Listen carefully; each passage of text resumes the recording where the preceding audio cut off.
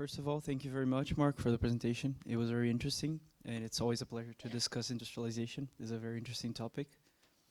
First of all, a table of contents of our presentation.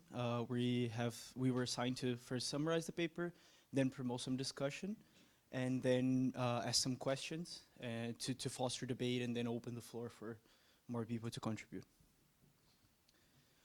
So basically, trying to summarize the paper very quickly, the main arguments that there's an important correlation between economic development and manufacturing industrialization, that in the sense developing countries need to learn from past experiences, from the first or second generation of exporters, England, Germany.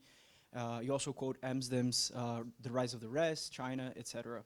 And a very interesting quote that you also brought to your presentation: the rise of China does not mean the end of manufacturing history. So again, just briefly summarizing, why to industrialize? Because of the special characteristics of industry or manufacturing. So the Caldorian laws, economies of scale, externalities in technological development, quote from the paper, linkages a la Reshma, the increasing income elasticity of demand, so being more resilient to crisis, and also Roderick's idea of the production of tradable goods, so wouldn't confine the development to the size of the economy. And basically you argued that there's a window of opportunity because of manufacturing stagnation or even decline in certain sectors in China since 2015, in this labor-intensive industries such as garment, shoes, shoemaking, and leather, due to rising wages and labor standards. And that these Southeast Asian countries, such as Bangladesh, Vietnam, etc., are absorbing this demand through SMEs. However, these SMEs cannot absorb all this demand because of the size of the Chinese economy, and this leads to higher wages and competition loss.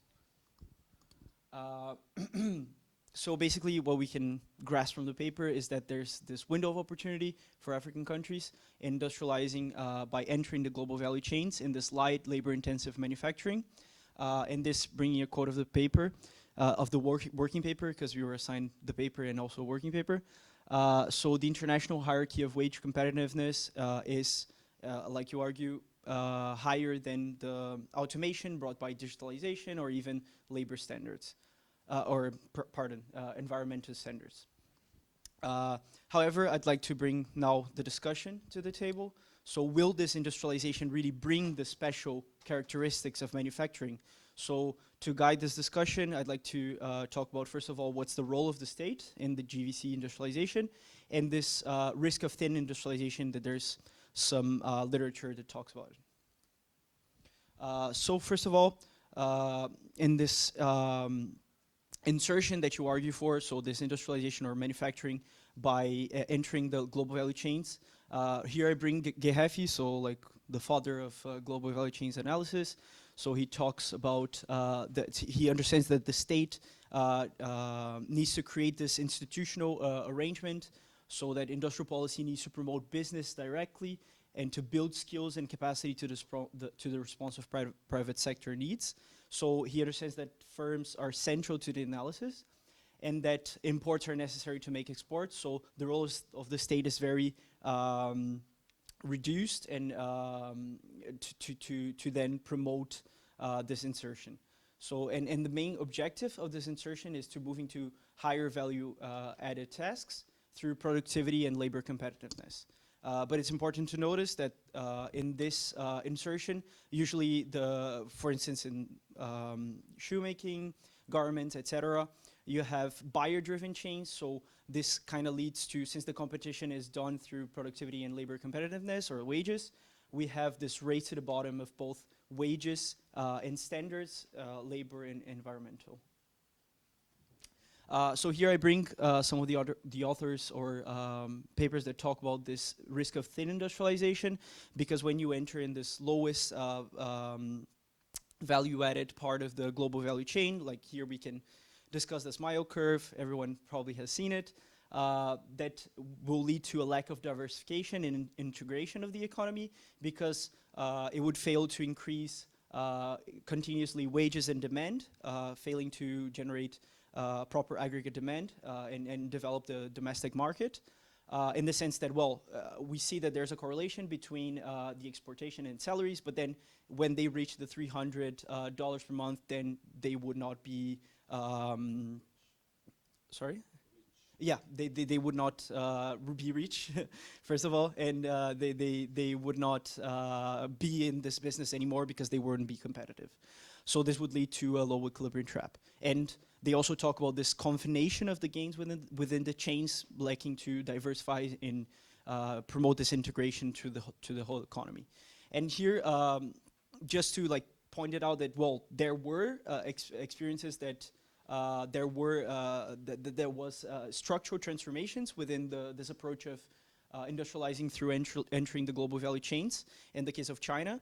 But here, like I did in my previous joint seminar, and if you all want to watch it, YouTube, EPOG, we have the role of the state in both IP and planning. The political regime of China is very different, and also the size and the scale of the economy.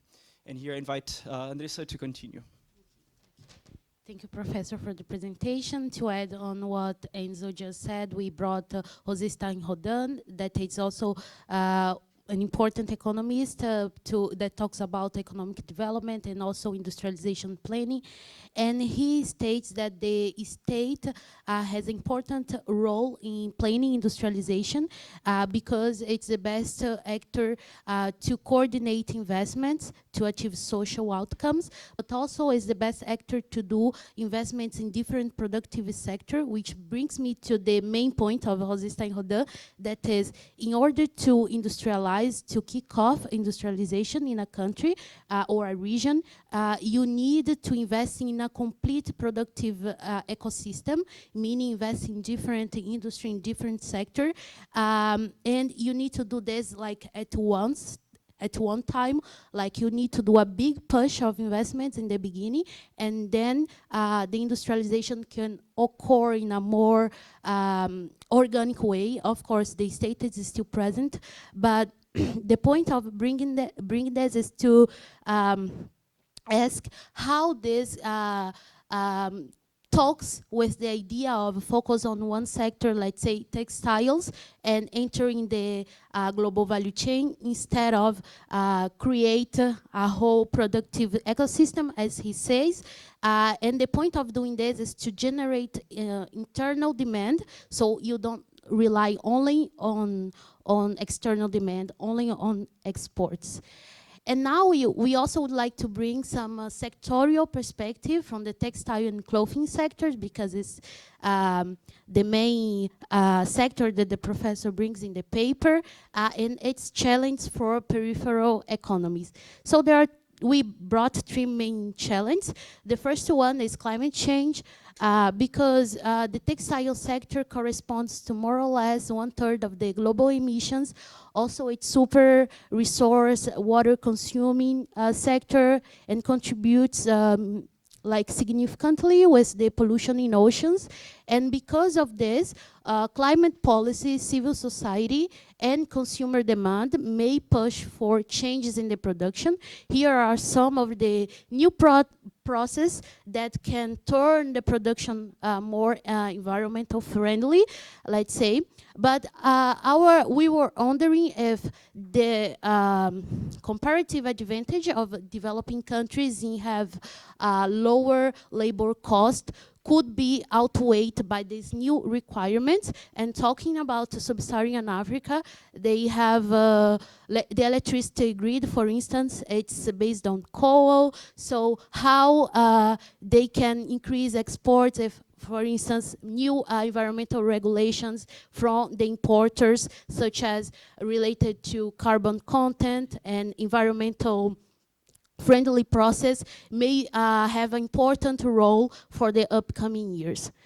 Second, trade and globalization. So after pandemic, also it was showed in the graphic brought by the professor, China kind of increased the market share after the pandemic, and it's expected that Asian countries will continue to lead in the near future the exports in the textile and clothing sectors. There are growing markets in Africa, such as Ethiopia and Kenya, but it's still very concentrated, like in a few countries. So how can we think and plan industrialization in the level of a whole region if we are relying on a sector that is super concentrated today in a few countries? And finally, the advanced technologies in the sector. Although the textile and clothing industries have traditionally been slow to adopt new technologies, this has been changed due to the rising costs of these technologies, and also because of the tendency of nearshoring. So they are using more techniques related to digitalization, etc., to near the production, the process of production of textiles. And also, this nearshoring process also is being pushed by rise in protectionism. And for this topic, there are two diverging views. One that says the workers in these sectors are at high risk of automation, and the other view that says that, okay, the cost saving and efficiency gains of automation may not outweigh the competitive advantage of labor costs. So we also like to know from the professor, what is your view about this? And now we also brought the case of Bangladesh to enlarge the discussion. Now I would like to discuss about the industrialization context based on Bangladesh. So Bangladesh industrialization path is heavily reliant on ready-made garment sectors, textile sectors, which accounts for over 80% of the country's exports.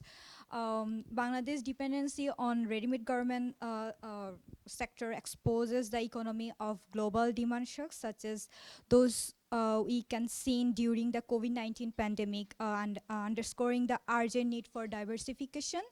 While our discussion paper emphasizes manufacturing as a whole, its analysis doesn't adequately reflect the vulnerabilities associated with such sectoral concentration.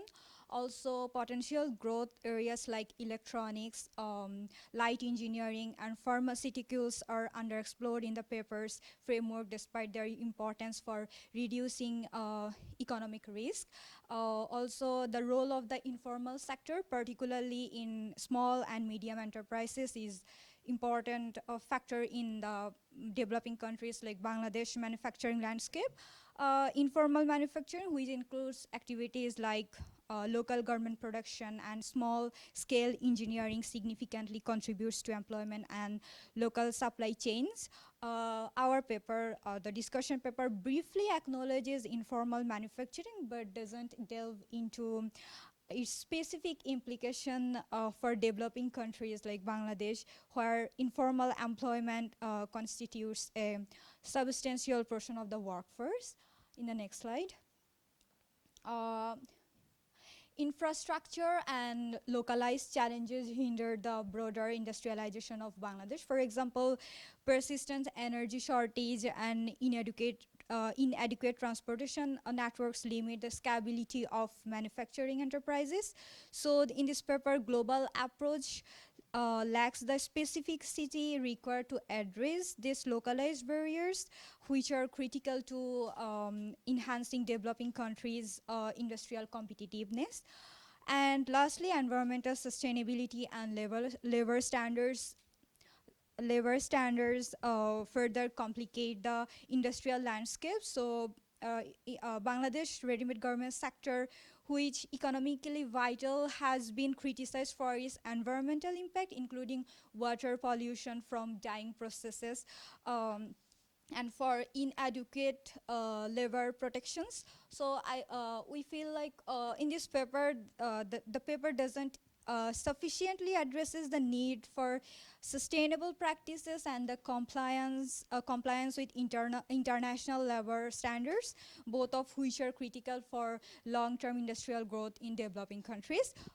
To conclude with the discussion paper analysis is valuable for understanding global manufacturing trends. Its relevance to developing countries like Bangladesh industrialization is limited by its lack of focus on diversification, informal sector dynamics, infrastructural challenges, and sustainability concerns. So we believe tailored strategies addressing these issues are necessary for ensuring that manufacturing remains a viable engine of growth for developing countries. Now we are opening the floor for the questions and discussions. Thank you.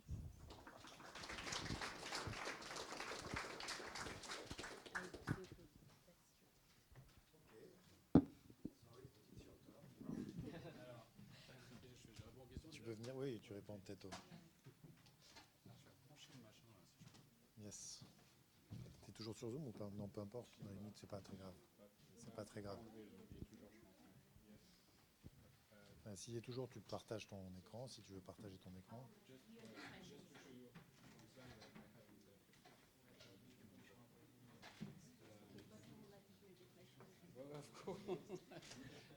Maybe I will answer to the question. Combien de temps là? 5-10 minutes. 5-10 minutes. Moi c'est plus marrant là. Et ça marche? Ah. Ouais, ça fait pas très sérieux, c'est ça. Je crois que c'est la Bretagne, attention. This was the view from his office.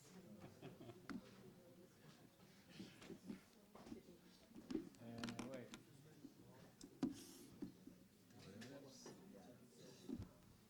Okay, thank you very much for these comments. We'll start by saying that for the first commentators, thank you very much because your presentation was in fact better than mine, and it was a really good thing. And the issue that were underlined after are quite relevant. It will be difficult to answer to every point. So just I wanted to precise that these papers came from a larger study that was published for the AFD, which is 200 or 300 pages, in which a number of issues raised were treated or discussed at least. Okay, but of course not in the papers that were shorter. Okay. Alors, first, about the role of the state and industrial policy and so on, Rosenstein-Rodan built a full productive ecosystem and so on. Of course, I agree, there is no issue, but in fact, we are dealing or discussing about countries of very poor countries. They have a lot of needs, but a shortage of resource. If you speak about Bangladesh, in fact, until the last 20 years, in fact, Bangladesh was the example of a country in complete poverty with almost the same very low level of income per head. There was no productive sector except agriculture. I mean, it was one of the poorest countries in the world.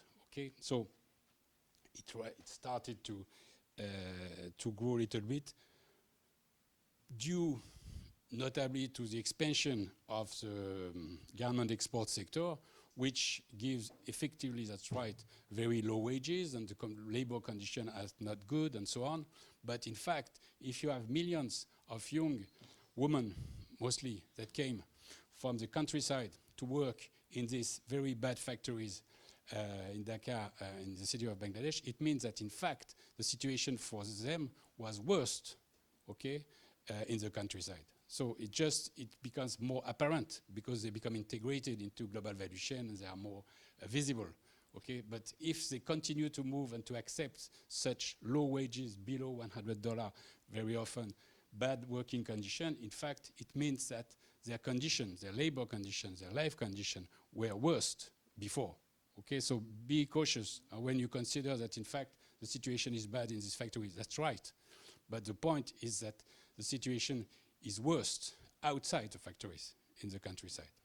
Otherwise, you won't have such hundreds of thousands of young people that would move to the cities and to these factories.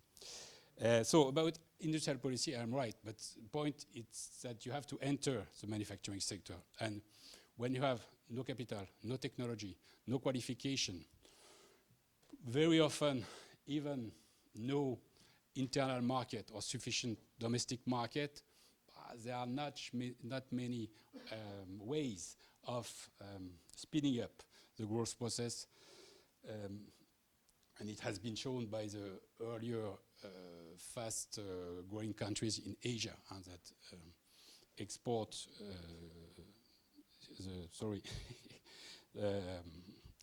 orientation was a way to speed up the growth process. And you start with a product for which you can find some competitiveness. And when you have nothing, the only competitive advantage you have are the low wages. It's not a good situation, but it's a situation, okay? And after that, the question is how you move out from textile.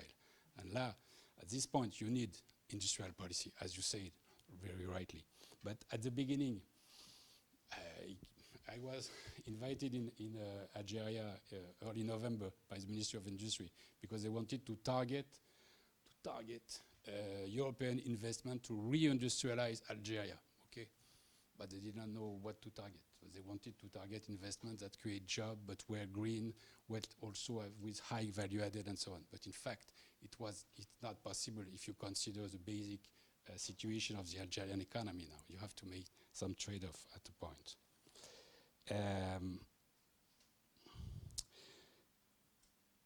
So I move to the end of the way. So the big push, well, okay, the big push, it means you have money. Okay, the problem of the big push, it was said by Reshma, so the balanced growth theory, President Renault. If you can develop such a strategy, it means that you are already a rich country because you can invest in a lot of activities, in a lot of infrastructure, and to complete, that will be able to complete themselves. So, but it is not the starting point. You start with a poor country, which has not the resource to invest in all the components of a full productive system. So you have to start by some parts, and this is the issue of leverage, linkages, and so on. And the internal demand, bon, look at Bangladesh or Ethiopia, these big countries. They have a large population, but the internal demand is very small, especially the formal internal demand for manufacturing product. So, of course, you can build your investment project on the prospect of the internal demand expansion. This is a fantasy of the African middle class, for instance. There are a number of figures about the size of the African middle class. You know, these African people that buy BMW, number of computers and so on. But in fact, if you look at the figures, they do not exist. It's very, very, very small. You have a small class of hyper rich, and then the consumption power of the population is very, very low. So it's long to build a growth process on the internal demand only, especially if you have the opportunity to base part of your growth, of your investment return on foreign demand, which is more dynamic and bigger. Well, the point of technology is very interesting. It's important, of course, but in fact, in most of the labor intensive production, the prospect so far for the next 20 years, in 50 years, I don't know, but for the next 20 years, the prospect is that the impact in terms of capital substitution to workers is very low. It's very low because this shirt is not going to be made by a computer or manufacturing assisted computer. There are limits to automation. So there is, of course, new technology, but in terms of cost competitiveness, so far it's not. There is no. The prospect is that the impact, especially on the size, on the number of workers in these industries, will not be very important. I don't know if you remind the history of the Adidas factory in Germany. They tried to relocate shoemaking in Germany in a fully automated factory. It failed, in fact, because still there are a lot of tasks that had to be made by workers, or still it's less costly when it's made by workers. So far in the next 20 years, the impact of automation and technology change will not modify strongly these trends. Maybe later, but not at least in the major labor-intensive industries.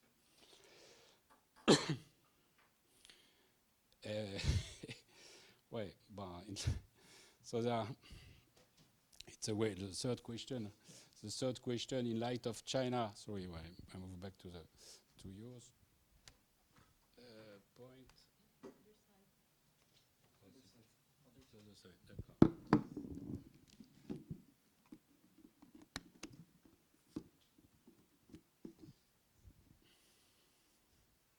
Ouais, so in light of China change, the strategy relevant for countries. One of the way China has tried to to answer to this question has been through investment in these countries, but in fact most of this investment have not been very job creating so far, or growth enhancing so far, so there is no reason to believe it will change. What it shows that in fact there will be an opportunity in this lower segment of the world industry, in labor intensive industry. In fact, the research for the French Development Agency was made at a time when on one side you have such as Roderick arguments saying that in fact manufacturing development, it was too late for developing countries. It was finished. It was no more a way to develop a countries.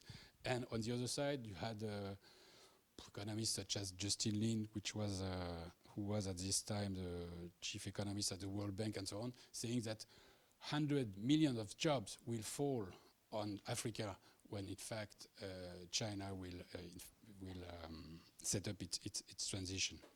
So we tried in fact to see whether manufacturing was still or not relevant way in terms of development, and if there could be an opportunity for some African countries to catch some of the jobs. So we arrived to this result. But so the major barrier that China will create for world development will not be in these low qualified activities. It's in the other way. In fact, there will be more opportunities for poor countries. But at middle income level, it will become much more difficult because due to the size of China, in industry where economy of scales, technology acquisition and accumulation, technological norms and so on, and standards will be important, automobile, cars, electronics and so on. In fact, it will become very difficult for competitors, even from the north, and to compete with China in the 10 or 20 next years, for sure. I haven't the answer.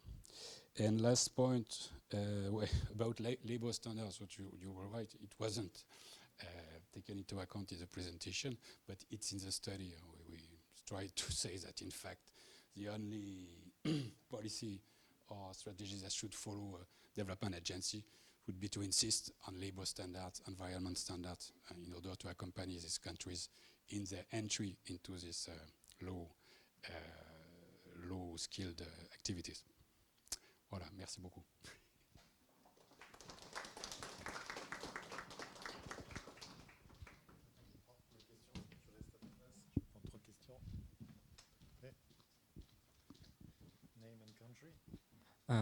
I'm Pranoy. I'm from India. First of all, thank you for your presentation.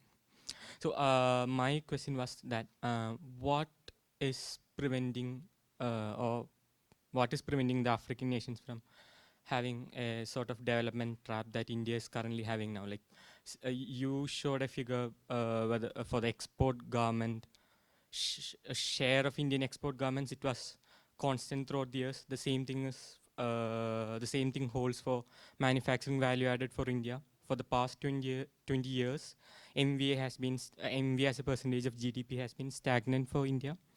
So and most of the economic growth is led by the service sector. So shouldn't the state shouldn't there be an industrial policy or state intervention that prevents the African nations from having the same fate of growth being led by the service sector and the primary sector alone, and the manufacturing sector taking a second stage or having a constant MVA added to the GDP? India is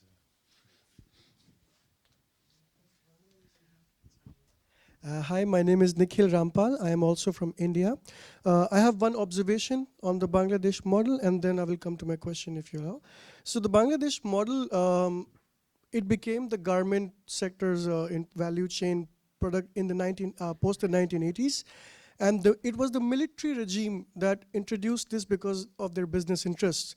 And this military regime also led so many compliances, like it was excluded from so many tax other things, and the wages remained subdued. And a recent report of the current government shows that the Bangladeshi government of the past fudged the data.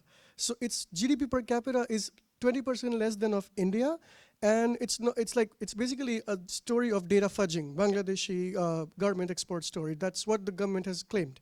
Second, what I find interesting between China and Bangladesh is that industrialization in these countries didn't happen with democracy. There was a severe deterioration of civil rights and also the democratic rights. And what are we expecting? Like when you coerce people to work on lower wages, so are we also expecting African countries to undergo severe deterioration of civil rights for industrialization? Because these things are going hand in hand. And India, I mean, in that case, India hasn't deteriorated that much, but we have a different story to tell. Do we expect the same in African countries? okay. And then we take a second round. Thank you for your very interesting points. Let's start by the final point, your final point. Do you know about the democracy? I was in Senegal in 1 month ago. Do you know it's a democracy, quite vibrant. Do you know the average wage in Senegal? Do you have an idea?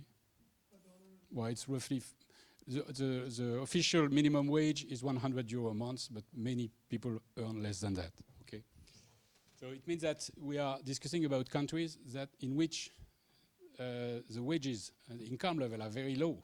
I'm not at all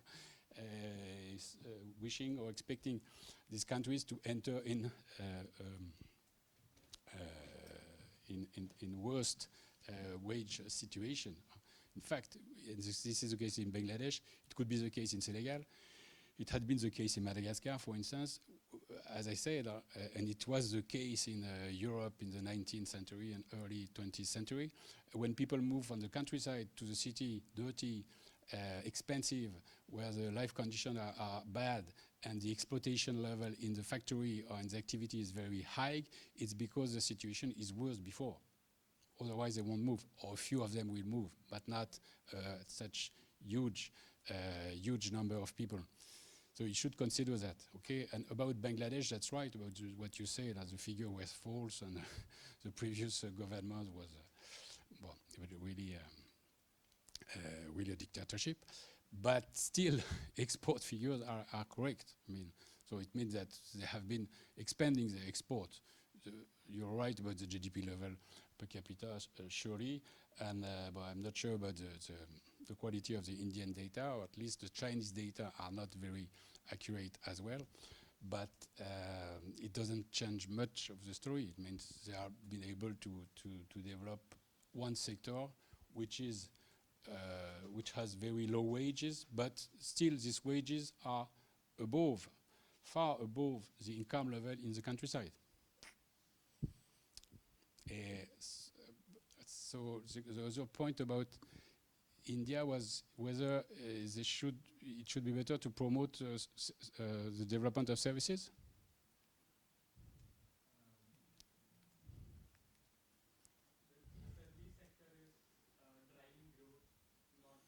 Yeah, that's true. But so the question is, yes, but okay, well, that's right about India. But the question, and you are in a better position to answer, is it a good thing or not? I mean, is it par défaut, by defact, that the service sector is driving the growth? It's because, in fact, manufacturing is not driving the growth, so services are driving the growth.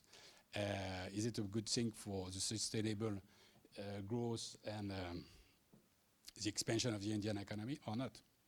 And if you make a comparison between China and India, for instance, you can find an answer. In many countries, in fact, in Brazil, in Africa, in Subsaharan Africa, the services are the most dynamic sector, but service is a vast agglomeration of very different activities. And the problem is that services do not absorb a huge volume of workers, such as in the manufacturing sector can do it so far. And if you compare employment creation in China and in India, for instance, it's clear that without the expansion of the manufacturing sector in China, you will not have had this growth, even if the growth figure may be discutable.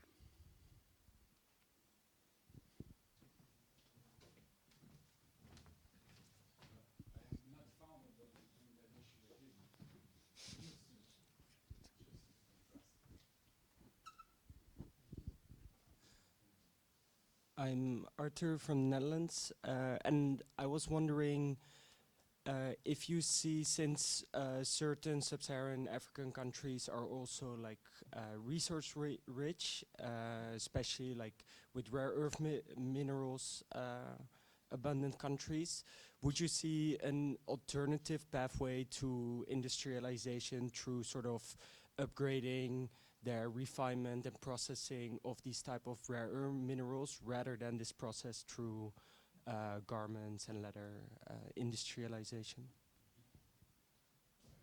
You have a question? Yeah. Okay, questions first. Sorry, this perhaps nicely ties in with the previous question. I'm Sarah from Germany, and I was wondering what your take is on how sensible such large country aggregations like Sub-Saharan Africa are from an analytical perspective. Because, yeah, I sort of see why one does that in research and all that, but as you already pointed out, there's so many differences and so many different positions to start from and really think about sensible industrialization strategies and where the limitations lay. Yeah, which makes me think about where the limitations of this perspective are and where it is perhaps useful, because, I don't know, evidently you see this cluster in Asia and stuff, so there needs to be something to it. But yeah, I would be curious to hear more about what you think about that. Okay, we'll take the next from just after. Rapidly, you're right. It has no sense to consider the whole Sub-Saharan Africa, especially in terms of manufacturing development or any economic strategy. That's right. But just it was the cahier des charges, the initial region we had to look at. So we agglomerate. But in the manufacturing sector, the whole Sub-Saharan Africa make 1% of the world production. So, well, it doesn't mean anything, but in terms of strategy, but we are back to the previous point. In fact, if you have to develop a strategy, but that wasn't the topic of this research, it was to identify an opportunity. Is there an opportunity or not? and what is the size of the reasonable size of this opportunity in terms of number of jobs. But about the strategy, it's another topic, but you're right, of course. And about your point on raw material, in fact, it depends. If you are Saudi Arabia, you can, of course, have an oil-based economy in which most of the people are non-producive,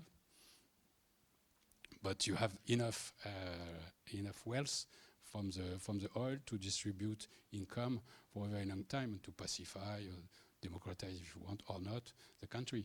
But it's not the case in African countries.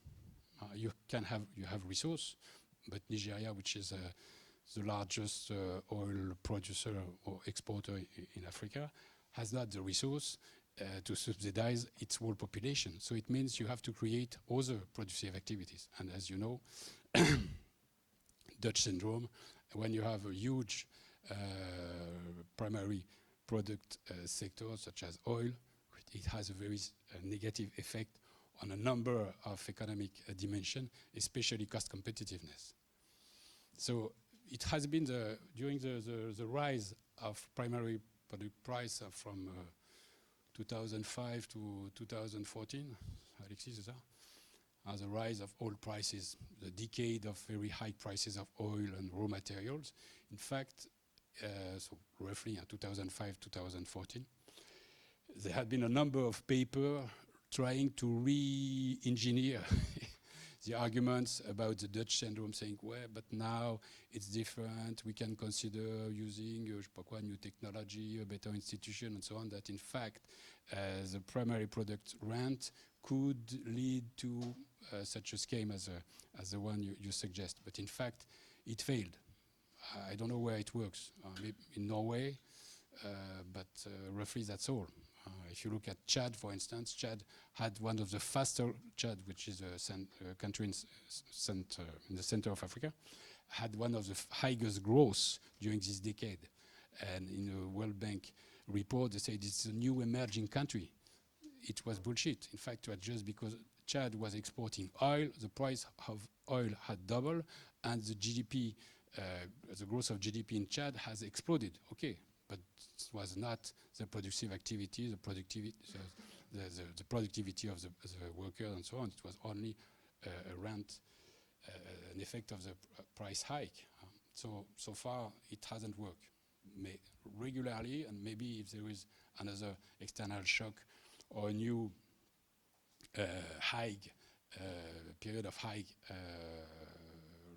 oil or primary product prices, surely there will be new papers and new view on how to transform rents into productive activity and sustainable development. But so far, I cannot see any result.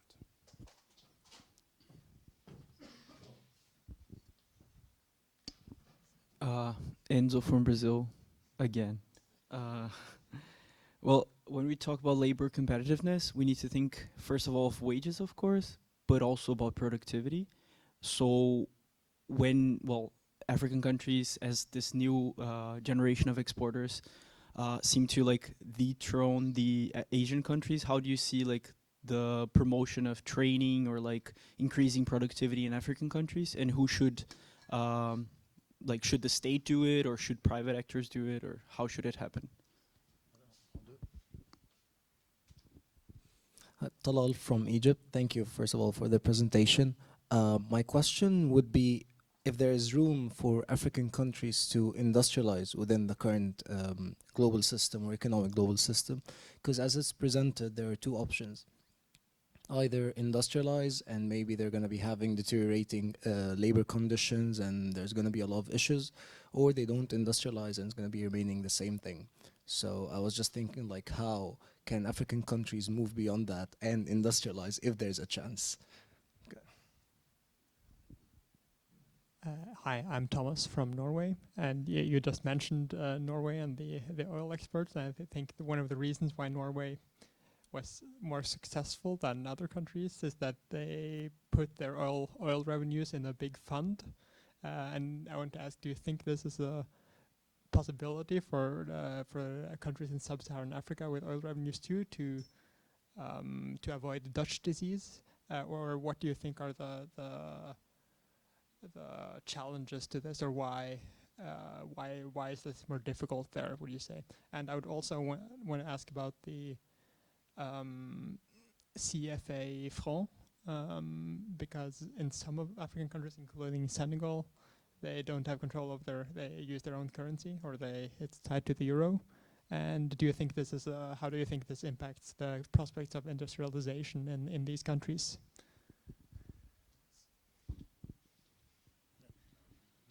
The round after.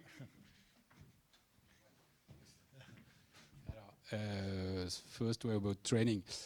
So in fact, well, I insist a little bit, but it was the topic of the paper on labor-intensive industry. But of course, this labor-intensive industry are the worst, the worst segment of the manufacturing industry. And but the advantage is, in fact, for poor countries, is the lack of the very weak entry barriers in this industry. And especially in terms of training, in terms of capital, a sewing machine, and workplace, and it's enough, almost 2 tables, and you have a garment factory. Okay, and in terms of training, it's almost the same.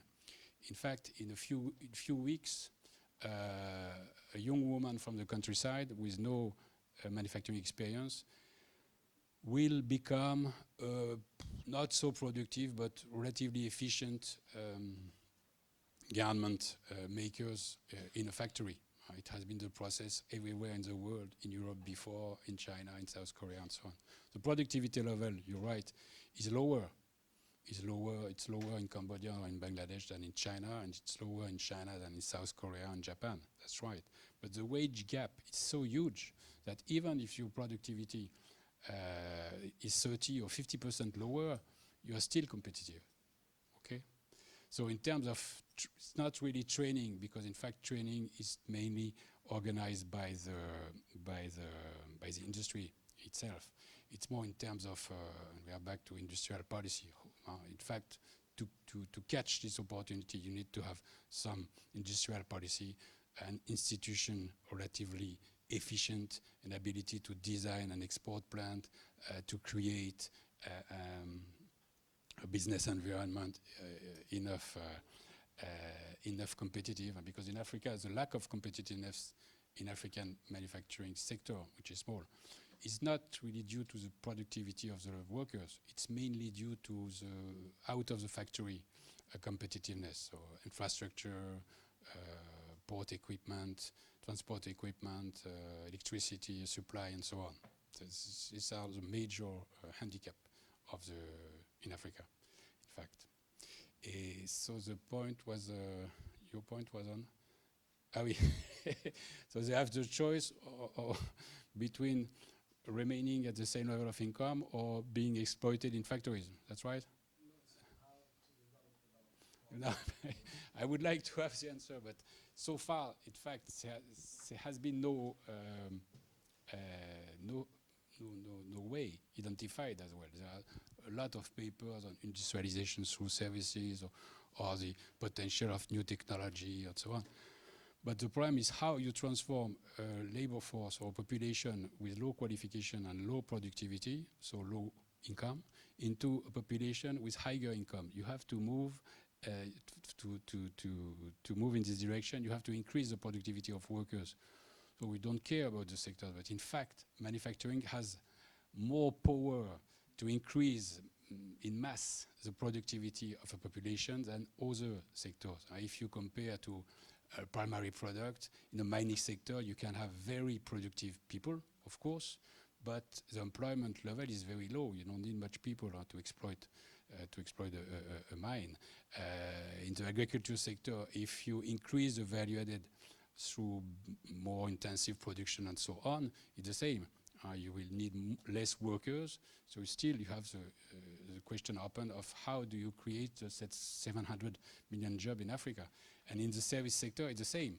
You are not going to transform this even if the education level increases fast in Africa, in fact. In many African countries, you are not going to transform these 700 young workers into lawyers, engineers, and so on, so bankers, so working in high value-added services. And the lower segment of the service industries, call center and so on, it can't create jobs. It's already the case in Senegal, in Morocco, in Madagascar, in a number of countries. But the volume in India, of course, but the volume of jobs created is relatively small compared to the needs due to the growth of the working age population. So I haven't the answer. And so the last point, we are back to institutions, the role of the state, which was out of my scope here. The role of the state, how do you invest or freeze your rent in order to accumulate the capital and so on. But it's another issue. But you're right, it's important, of course, but it's related to institutions. If you compare Norway and Venezuela, you have already Venezuela, which has the biggest oil reserve in the world, which is a complete economic failure. Boy, you can have an idea of the problem.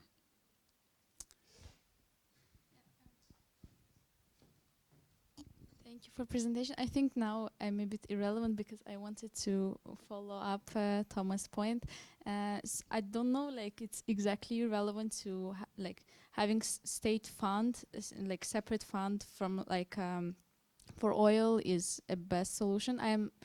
I did introduce myself. I'm Zulfia from Azerbaijan, and like in Azerbaijan, in most oil-rich countries, they have, as far as I know, like separate state fund, but it doesn't change much because like they receive money to this fund and then they transfer to fiscal budget or start doing subsidiaries for agriculture, for example, directly from state from this oil fund, which was supposed to be done from like fiscal budget. So it's just changing the way how it works, but in the end you end up being in Dutch disease. So I think the fact that Norway is so distinct from other oil-rich countries is because its state building and industrialization happened before they discovered oil, and for other countries it was like along with the process. So like they just trapped in this process and they found competitive themselves in the world market to sell just raw materials rather than investing in other stuff.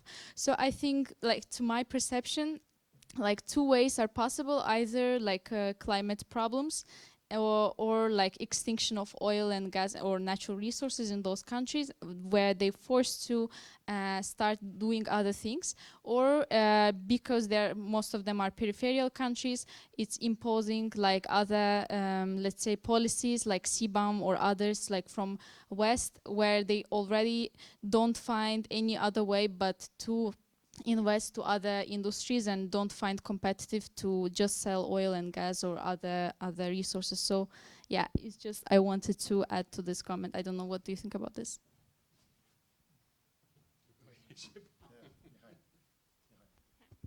Hi, my name is Marie-Noël. I'm from Germany. I just wanted to bring up Thomas' second question about the role of currency and and the financial side of it, and yeah, if like internal demand led or also debt development strategies could work in a different international setup of finance. Yeah, thank you.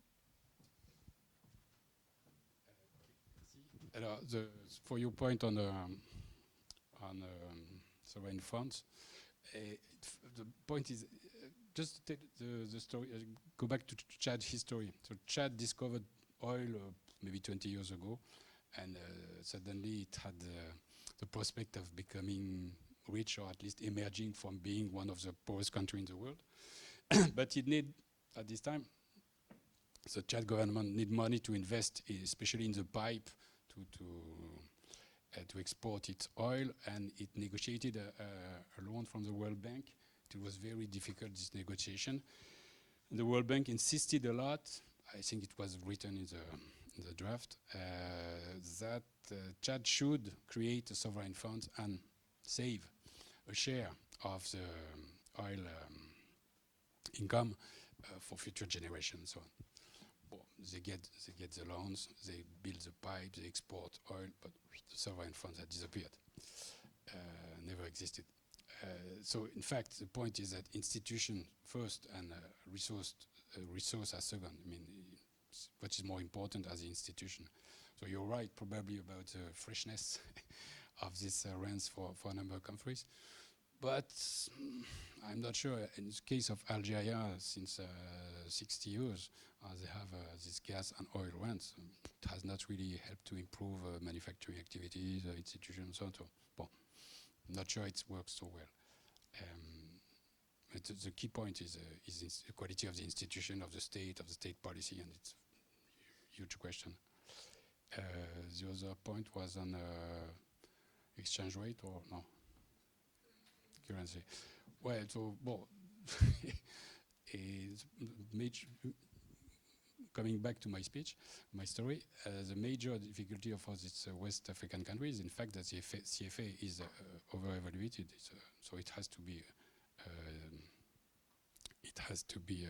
the exchange rate has to be reduced. I don't know which way. I mean, through more independent monetary policy, so getting out of the system, or through a new exchange rate. But clearly, if you look at China, Japan, South Korea, Taiwan, and so on, they started to develop some export promotion, but at the beginning it was very, very difficult by reducing their exchange rate by 50% devaluation, for very strong devaluation, and after they started to export. So it's clear that it's a strong handicap for these countries now. But still, I think that if you compare domestic poor, a small, poor domestic market with a huge, vast, and relatively rich world market, there is an opportunity to exploit the foreign market. So I don't think you can it would be an efficient strategy to try to develop by yourself in the current world economic structure. Even China has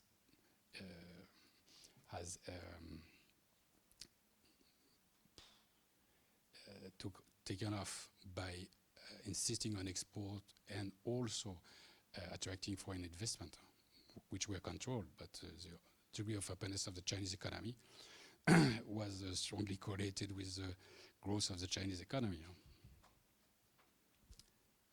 And they had a very huge potential domestic market. Forget something?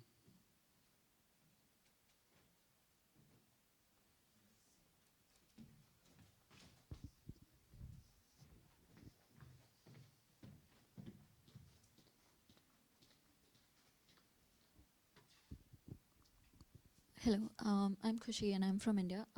I want to just I had a question on the premise of the argument. You mentioned that for, let's say, development, we would need industrialization. And in the example where, let's say, industrialization happened, even in the case of Bangladeshi example, they're working 60 hours a day. On top of that, they have their care work responsibilities with limited to no social protection benefits since it's all informal. So overall, it led to maybe perhaps income growth, but there was no real emancipation. So development in the truest sense, which means that the well-being should improve beyond GDP, didn't really happen. So is it actually leading to development, or is it just, let's say, an incorrect measure of development here?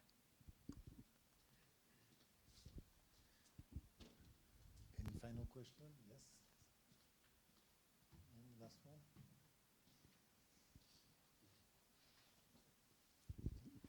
Hi, my name is Matilda. I'm from Germany. We've been talking a lot about labor productivity, and I think it was often kind of linked to the actual laborers and what they're doing themselves. But kind of in an international value chain, a lot of kind of what decides how much value is added is also basically just the legal system of who has the patent over production, who decides to kind of just do the special adding of saying this is an H&M t-shirt, and not the actual production of it, and how does that play into this discussion as well?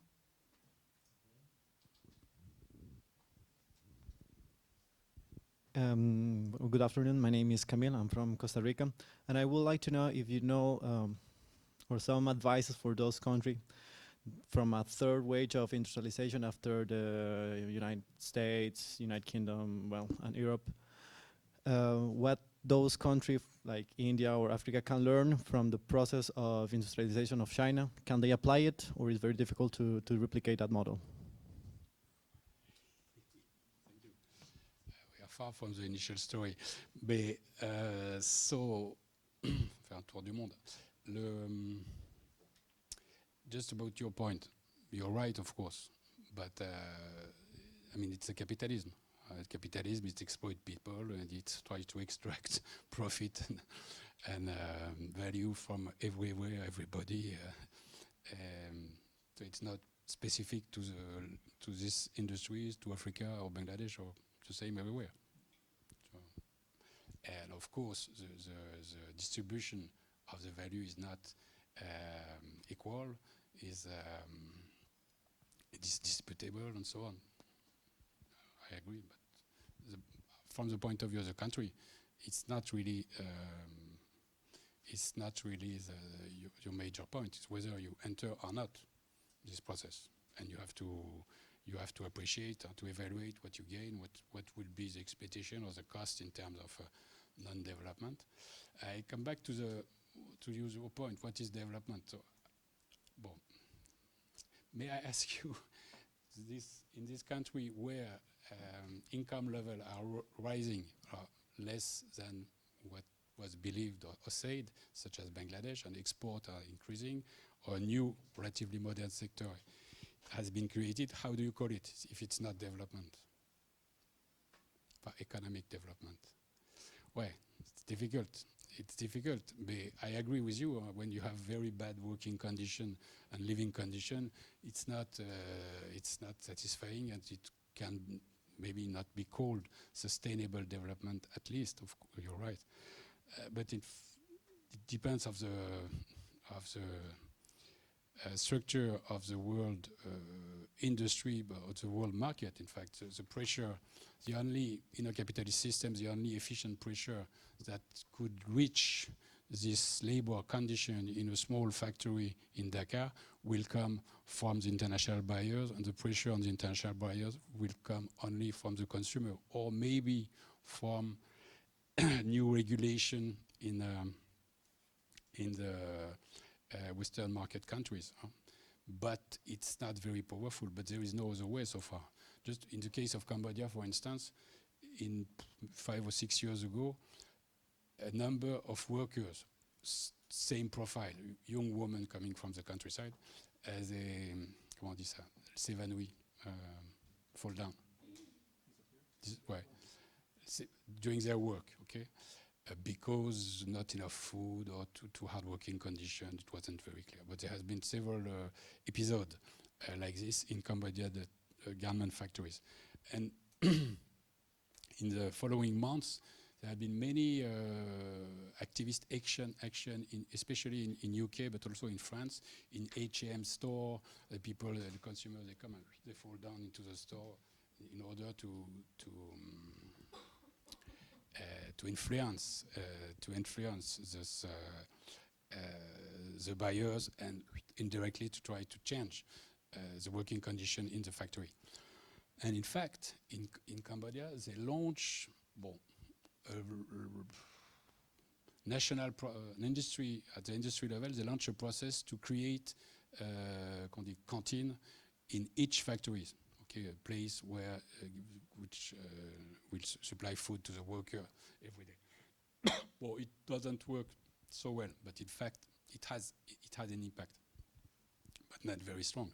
And it's quite strange to see that in the case of Bangladesh, where there has been a lot of very well-informed case of bad working condition, falling factories, and people die, and so on, that international market, and especially the buyers, still continue to buy made in Bangladesh shirts. But this is a capitalist system, unfortunately. Okay, no, there is not many alternatives. Only one.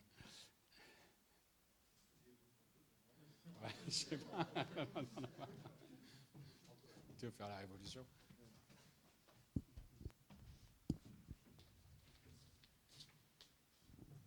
I'm Antoine from France. I just wanted to have your opinion on the possibility of a period of import, substitution, industrialization in the countries that we talked about.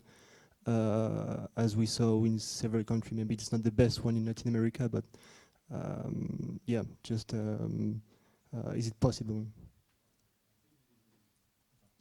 There is a second question, so that you. Are there other questions? No. Hi, I'm Chitnain from India. Just following up on this slight discussion that we had raised by Khushi. I just want to say that your point of saying that since there has been development in terms of raising wage, because women in countryside did not have options in say in Bangladesh before than the manufacturing sector alone. So just saying that a rise in wage could be the way of the country to escape this trap, I don't think is something really, I mean, despite the capitalist system, can there be ways of generating education bonds or investment directly in social protection systems that can then raise employment in education sector or healthcare sector, and then in the coming years lead to alternative ways of developing the economy rather than just bare blatant industrialization leading to a loss of labor standards as well?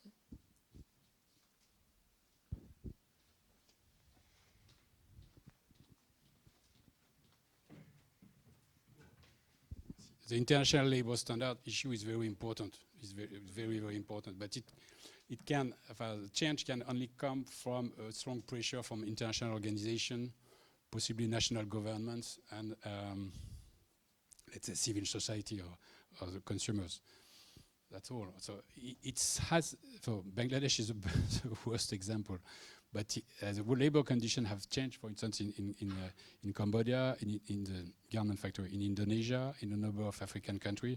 Through in Cambodia, it's called Better Factories, something. It's led by the ILO.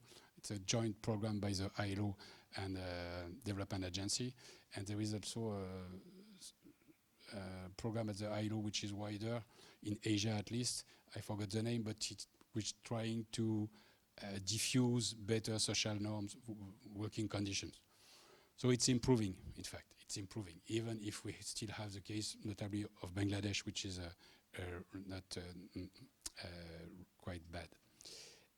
But the problem of increasing spending for education, social system, and so on, if you start from a very narrow income basis, you don't have the resource. If you don't have enough productivity from the basis, from the labor productivity, you don't have the financial resource to finance much spending in education, social activities, and so on. Even if it's necessary, useful, and so on, it's not the point. So it's a trade-off, in fact. And all the richer East Asian countries, they started with the same kind of process. So South Korea and Japan, for instance, the labor condition was not really really good at the beginning. One of the points is whether you increase or not when you become richer the share of the resource devoted to social spending and so on. And this is one of the limits of the East Asian model, for instance, in South Korea, in China, and so on. For instance, there is no, let's say the social state is very narrow, even if this country are rich. But at the stage of the Bangladesh, there is also a problem of a dictatorship. It's not so easy, and in African countries which are better institutions, also quite strong difficulty to finance this activities. But you are right. But it should come. The resource should come from the foreign, rather from foreign assistance. But it's decreasing.